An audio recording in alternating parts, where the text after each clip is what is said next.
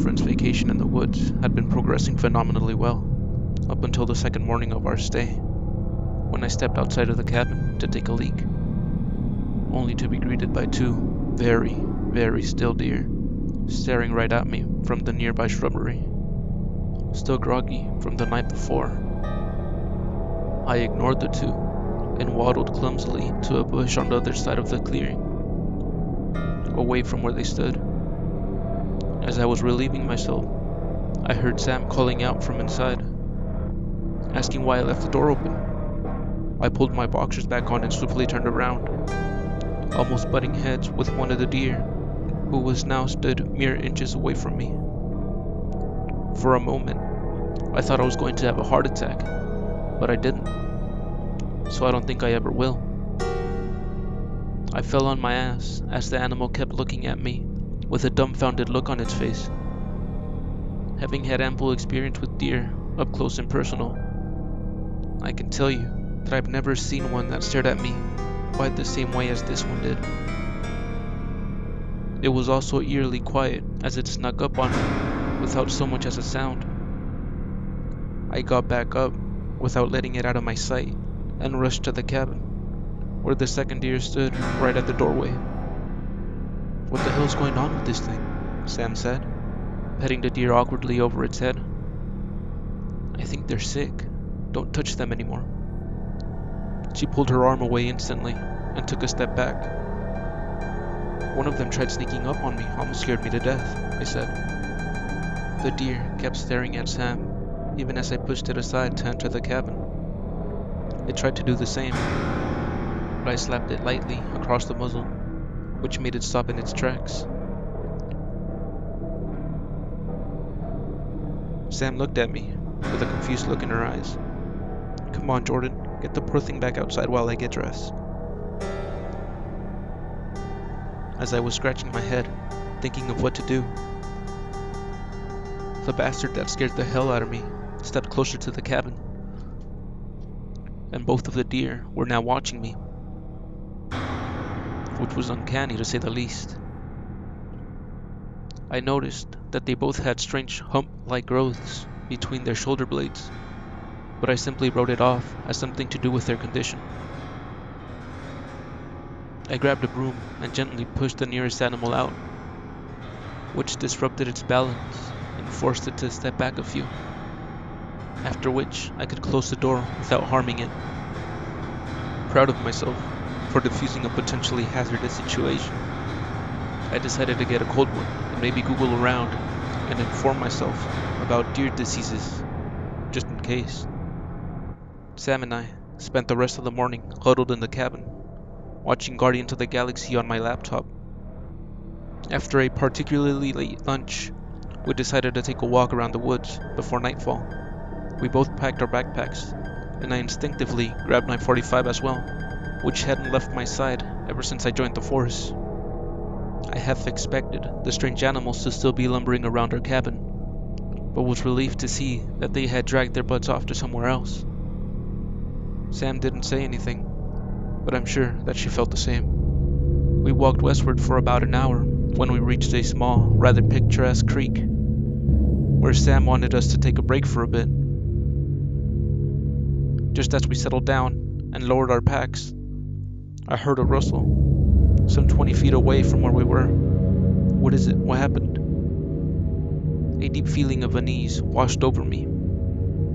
The woods no longer looked serene and beautiful, but ominous and menacing. "Come on, talk to me, Jordan," Sam insisted. "I think we should pack up and get back to the cabin." Her brow had crumpled with worry, and she silently agreed, immediately moving to get her stuff. At the same time, I kept an eye on the shrub from which the rustling had come. Just as Sam had finished packing, a deer stooped out from behind a tree to my right. Another reared its head from the shrub as the source of the rustle.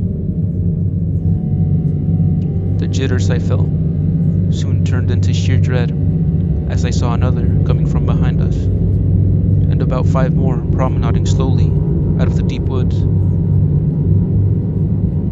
There was something wrong with their gait, with the way they carried themselves, something I still can't properly define. It was off in any case, and Sam was by then practically pulling my sleeve for us to get back from where we came. I didn't need any further inclination before turning around and jogging to the cabin. We returned without any further incidents, but the animals kept following us in an impossible unison. Imagine a cat's curiosity amped up to 11. That's what those deer acted like, except way creepier. When we saw the cabin, Sam started sprinting to the door to unlock it as soon as possible, when a young doe came out of nowhere and rammed her from the side. She fell down and yelped in pain, and I expected the animal to run away, but it didn't. Instead, it sprawled itself on top of Sam, pinning her down as the rest of the herd came rushing stiffly towards her. I was faster though, and I pulled the damn thing off of Sam and jerked it off to the side. In that moment, I didn't have the time to pick my girlfriend up and get us safely into the cabin, so I pulled out my handgun and fired a shot into the ground in front of the misshapen horde. There were now over a dozen, and they all stopped in perfect unison. "Can you walk?"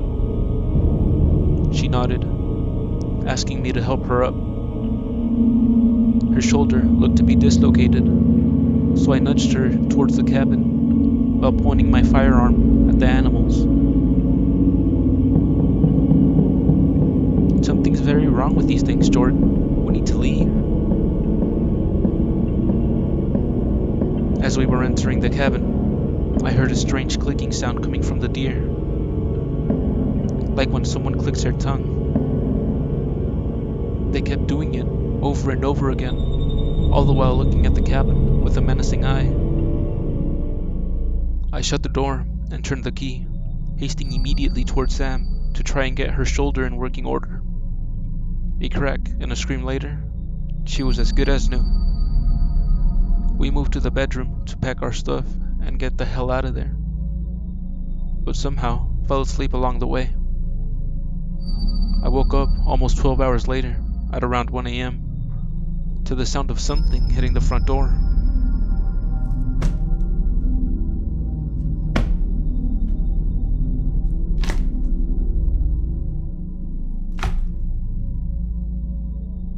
"Sam, get up," I whispered, shaking her. "Sam." She wouldn't budge. I checked her breathing and pulse. She was fine, but whatever was out there wasn't letting up. I grabbed my phone and called in what was going on. Told them that there was something trying to force its way into our cabin. Naturally, I left out the finer details of our predicament. They told me they'd be here in 20 minutes, which would have been fine if there wasn't something trying to force its way inside. The hinges were already letting up under the force. Tucking the .45 in my pants, I jumped to try and move the heavy wardrobe over the door, which I managed just in time for it to stop the thing from forcing its way through.